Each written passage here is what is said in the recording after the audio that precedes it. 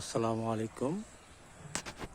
আমাদের নদীপুরে যদি ঝড় হয় সেই যে ডালটা ভেঙে পড়েছিল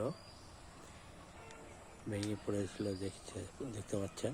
তো আমাদের যে হলুদে গাছ রয়েছে এই গাছগুলো আপনার ক্ষতি হয়েছে। অনেকের কলা গাছ ভেঙে পড়েছে।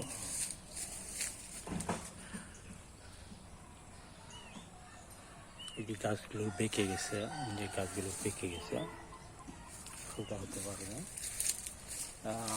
আসবো এই জিনিসটা পাইনি, সময় পাইনি। এদিকে গাছে যেমন ফেলে পড়ছে, আপনাদেরকে দেখে পিঁপা গাছ অনেকে পড়ে গেছে। এই যেমন আমার একটা পিঁপা গাছ পড়ে গেছে। চিন্তা করলাম পিঁপা গাছটা বড় হওয়ার কথা, যাই হোক পিঁপা গাছটা পড়ে গেছে, আর কিছু করার নাই।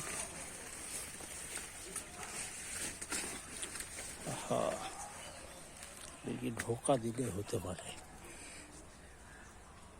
ঢোকাটা দিব কি ভাই পড়ে গেছে ভাই পিঁপা গাছটা। পিঁপা গাছ, এই যেমন আমার লেবুর গাছটা হেলে পড়ছে।